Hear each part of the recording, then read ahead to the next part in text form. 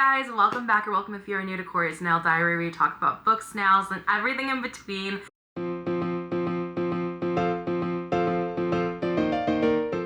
Today, I am fresh off of my read of Project Hail Mary by Andy Weir, and guys, I have a lot to say, so let's get right into it. Alright, so before we get into this, I would like to say here, obviously, spoilers are going to be mentioned. There's no way for me not to mention spoilers in this video.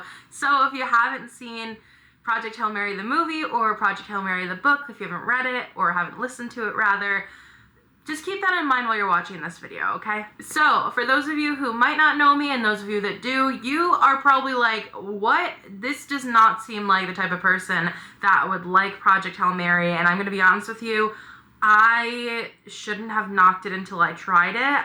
I originally, I heard about this book from my boyfriend. He is an avid audiobook listener, and he was like, this is like the best book I've ever listened to, ever. And I'm like, oh, okay, cool. So when the Ryan Gosling movie trailer came out, he was like, I am so pumped. You need to listen to the book.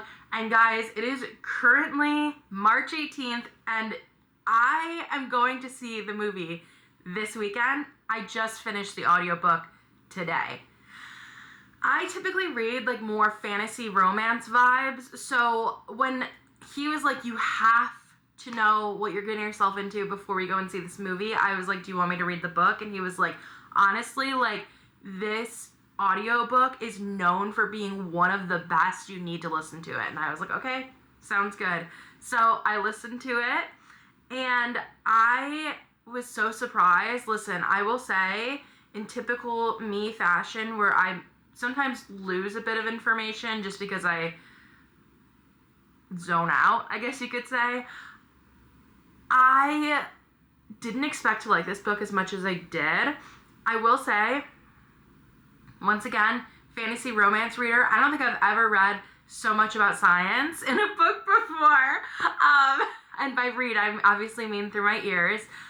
And I just, like, throughout the whole thing, and my boyfriend found it very funny that I was calling Grace, the main guy, Ryland, because his name is Ryland Grace. If you don't know what Project Hail Mary is about, it's about this junior high teacher who wakes up on a spaceship and doesn't know how he got there. So as time goes on, we're seeing him remember his past, we're seeing what led him there, we're seeing everything from literally the beginning of the project, even beginning, to where he is now. And also he makes a friend named Rocky, who is like this. So in my brain, because of the way the audiobook was, Rocky was like a robot in my brain, but he's actually an alien.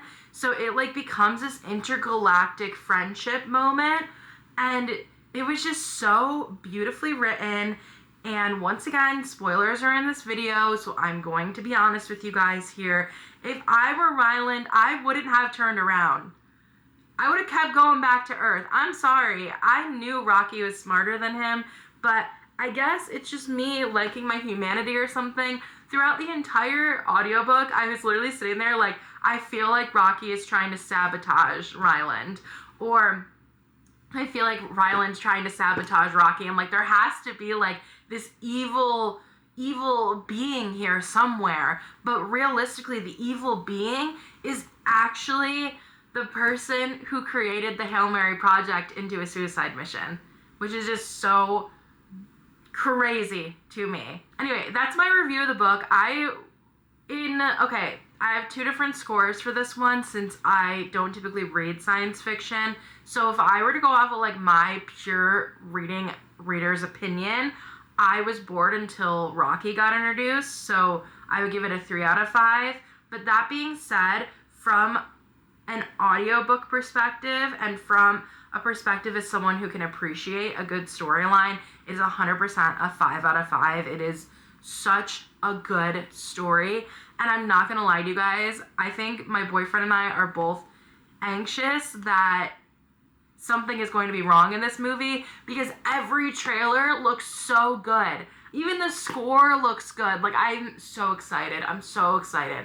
So what we're gonna do, we're gonna flash to Sunday, and you guys are gonna come with us to go see the movie. Okay, we are about to head off to Project Hail Mary. Tell us how you feel, what you're excited for.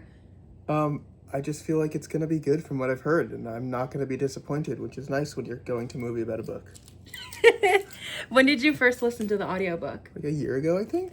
Okay. So you have some pretty high standards here. Literally, whenever a trailer for this movie came on... I'd say I'd have high standards. I think I have appropriate level standards. Okay. Whenever a trailer for the movie came on, Ben was always like, we are going to see this movie. You don't have a choice. Yes, you made me listen to the book. So I'm excited. Are you excited? No, not at all. Okay. Let's go to the movie theater.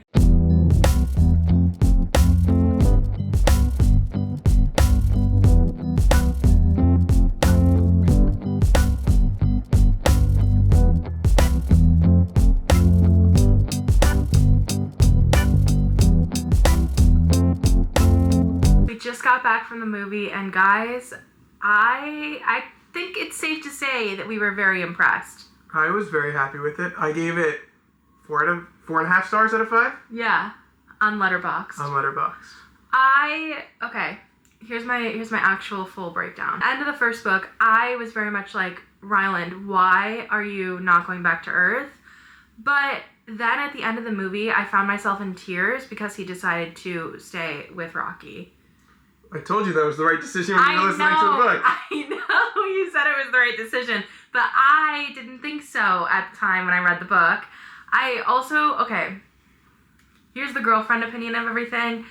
When the movie started, I felt like I knew enough, and I felt like they did like a good enough job for people who hadn't read the book, so that they had a general idea of what was going on. Well, I don't think they did. But they didn't do a great job. Like, one of the things I wrote in my review right after was the first 30 minutes or so felt like it was moving super quick, which is good because in the book it feels like it's moving quick. But in the book, they have so much more to describe what the character of Ryland's feeling and what's going on in his head and like what's actually happening, where in the movie kind of throws you right into it. And I feel like I really benefited from having the context of listening to the book first. Where I think if I was just watching it without that context, I'd be a little more like, what is happening? And not in a good way. Right. And also the scenes where he's like writing down like, who am I? Like that in the actual book is very much a you're in his head moment, being like, wait, who am I? How did I get here? Who are these people? When he first wakes up in the book, you're hearing a lot of inner dialogue, and the movie didn't have a good way of replacing that inner dialogue. So it felt like the whole like, who am I storyline fell a bit flat, at least at first. But that's like the important part of the story in a way. Yes. I feel like the book placed more emphasis on that than the actual movie. Yes. Did, which is fine. The movie was kind of like, let's rush through all this so we can get to Rocky. Yes. Which, I don't think it was the wrong call, but it was, how long was the movie? It was, I think, 2.5 hours. It felt like we were there forever. The movie's 2.5 hours. I would have been happy with another 15 minutes just to expand things out. Like, it didn't feel like a 2.5 hour movie. Like, you go to some of these, like, longer 3-hour movies, like the last Avatar movie, and it feels like you're sitting in the theater for 3 hours. You could have put another 15 minutes on this movie, and it would have still felt like a perfect length. Yeah, that being said, I will say here, one of the strong suits of the movie was 100% Ryan Gosling. I thought he was a great choice. I really liked Ryan Gosling. I thought they did a good job with Rocky and, like, his movements and, like, the puppeteering. But for me, compared to the audiobook, the voice felt really flat. I feel like Ray Porter's audiobook version of Rocky just has so much more life to it. There's emphasis that the movie version lacked. And there's excitement and there's emotion, where the movie version's much more flat. I guess it's like a computer program interpreting the words, which is how they do it in the book. But the book just knows that you need that emotion, especially because you're not seeing the character move. And I think the movie was like, we can go a little flatter on the voice because the character's alive and moving and you see it. And I think Rocky's lines fell flat a bit to me. When he's excited, he's saying amaze, amaze, amaze, where in the audiobook, it's amaze, amaze, amaze. And then in the movie, it's just amaze, amaze, amaze. It just feels like it lacks some of that emphasis that makes the character feel more friendly. And not that he doesn't feel friendly, but it was missing a little bit for me. I also feel like the first time we see him, like, it was a cute little jump scare moment. Surprisingly, I was not afraid. I feel like usually I'm the person to jump and scream at those moments. Happening. That's true. And I also like how they intertwine. Like, in my opinion, I don't know if you were catching on with this too, but it almost felt like Ryland and the actual Project Hail Mary captain, Strat, had like a thing. I saw that coming, but I also didn't think that didn't exist in the book either. Really, because when I listened to it, I didn't think that existed in the book. It wasn't there a ton. They definitely pulled it out more in the... and that would have been the one thing that made the book more interesting but I also for me. thought... I think Strat's character also fell a little flat for me. Like, in the book, she seems like this, like, stern military kind of sergeant vibe. Yeah. And you understand why she's running Project Hail Mary in the book. She is on top of things. And I think that's maybe just because you didn't have a lot of time with the flashbacks and the book can really expand on those scenes. But, like, she just fell a little flat. Like, even, like, the voice to me wasn't, like, as strong as it should have been. Yeah. Like, she's supposed to be the strong character that doesn't necessarily give all the strength she has in the book. It doesn't come off in the movie. Yeah. I did really like what they did in the end where, like, she receives the beetle and you get just... It's not a whole glimpse of how the world's been because you don't really need it. Yeah. It's just enough to know, like, Strat knew she was making the right decision by sending him off, and she's happy to see that Ryland had this experience. Yes. And, like, I feel like she probably feels a little guilty about it, but, like, she saw that Ryland came out better because of the whole thing, I think. Yeah. I don't know. I mean, there's part of me that's like, man, I hope that she's kind of like what could have been. But that's just the romance girly in me speaking. Yeah, I don't think that's what she was thinking. I don't thinking. think that's what she was thinking either. But I really liked how they did the changing her appearance so much to make it really show, like, they had to. How many light years he is from Earth. Yeah. I also think the end scene was very good. Oh, it was so good. I think they did a better job picturing what Ryland's life on Arid than the book did. I think, seeing, like, that the Iridians. Yeah. Seeing that the Iridians, like, made a machine to make waves for him and, like, are focusing on, like, really caring for him and see him valued. You get that in the book, but seeing it was just a bit different. Yeah, it was like a different way. Mm-hmm. It's like in the book, I almost felt like it was like he's just living here now thing. Yeah, in the book, it kind of feels like he's in a cage. In the movie, it didn't feel like that. It didn't feel like that at all, and that's why, like, I had such a different reaction to the ending of the movie versus the book. Yeah, that makes sense. Also, I really liked the part of the ship. I don't know if maybe I just lost it and when I was listening, but the part of the ship where he could go and, like, have anything show up around him. I don't think that was in the book. That was really cool. That was, like, a really cool idea to, like, have it feel like your space team has their humanity still by giving them this place to leave to when the actual ship is in orbit. Thought that was really cool. I also like the scene where Ryland was like, the one gift I want from you is to visit your ship. I thought that was a nice moment. That was so cool. Yeah, I think even in the book I was thinking like Rocky could clearly make the suit or give Ryland the ability to go onto his ship. Like, it could have happened, and it was like, oh, it's happening. It was a good moment. Yeah, I feel like the one thing that, like, they really emphasized in the book that was a bit different in the movie, it was like, in the book, I feel like Rocky's ship is so much hotter. And they were, like, explaining it to the point where, like, Ryland would have, like, exploded, but been sweating his booty off. He wouldn't have lived if he went on Rocky's ship. So I thought they did an interesting way of, like, making it work, but, like, I'm just confused as to how. Because they used the xenonite, which is, like, this magical metal that doesn't exist in real life.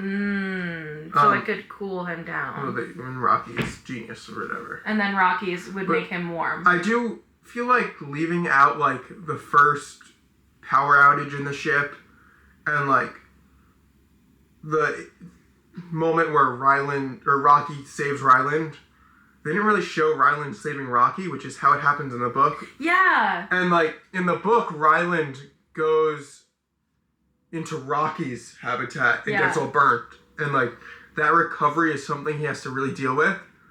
Where in the movie, Rocky kind of just saves Rylan and goes back to do his own thing. You don't see Rylan pick up Rocky, get burned. You don't see Rylan like trying to clean Rocky out and heal him. Yeah. Which you don't have the fabulous line of Rocky being like you dumb human, like I didn't need you to do that for me. Yeah.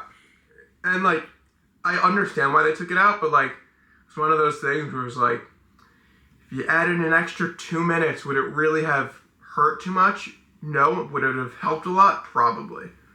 But also when you're adapting a book to a movie, you can't keep everything. Things get cut out, and I think everything they did cut out with, I was like, fine. I understand it. The movie still feels like Project Hail Mary. And they kept a lot of like the dialogue situations that they had like taken out. They kept a lot of like the hints of it for the people that I feel like had read the book. So like for the one astronaut that was like, I want to die via heroin, like you hear her say that, but like you don't get like the full explanation that she gives in the book, which was so funny, where she's like, you know, these heroin addicts, they must have the time of their lives if they're dying from it, so at least let me try it a couple of times to get high, and then for the final time, don't tell me and just inject it with me. They showed that, but nitrogen being such a big part of how they deal with astrophage and the whatever the other, which is what the other guy takes. Yeah, so like having a reason that they had nitrogen on the Hail Mary it's kind of played into that in the book, and in the movie they just kind of had it and they didn't mention it. Yeah. Which is like fine, but it was fine. Like you said, what? all the things they took out made sense to take out. Yes, and when we are really comparing here a 15-hour audiobook something like that versus a 2.5-hour movie. So like honestly, I agree with you. 4.5 out of 5 stars. I think that the actual movie itself was beautiful. It was very well shot. Literally beautiful. Corey doesn't care, but I was really happy. We got to see it on 70mm film projected, and like it definitely gave like a little texture to the shots. They felt a little more real because of it, and like I think like some of the scenes on Earth that were shot on film it wasn't shot on film, but being projected on film, it just felt a little grittier and dirtier, which I think felt like it fit the vibe of the movie really well. Yeah. And it made me want to go shoot more film, and I don't shoot film often. I've already hinted at this in this video, but this is my boyfriend, Ben. He is Selly Shots here on YouTube. Please give him a subscribe if you guys like camera and film-related content. I was going to say, only if you like cameras. Only if you like cameras. Thank you guys for coming along with us to see Project Hail Mary. If you guys want to follow us on social media, he is Selly Shots on YouTube, Instagram, TikTok, everything else. And I'm Corey's Nail Diary here on YouTube. Please subscribe. And also, I'm Corey's Nail Diary on Instagram and TikTok. And that's it. Bye.